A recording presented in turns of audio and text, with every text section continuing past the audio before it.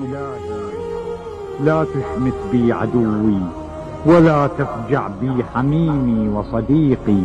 إلهي هب لي لحظة من لحظاتك تكشف عني ما ابتليتني به وتعيدني إلى أحسن عاداتك عندي، واستجب دعائي ودعاء من أخلص لك دعاءه. فقد ضعفت قوتي وقلت حيلتي واشتدت حالي وأيست مما عند خلقك، فلم يبق إلا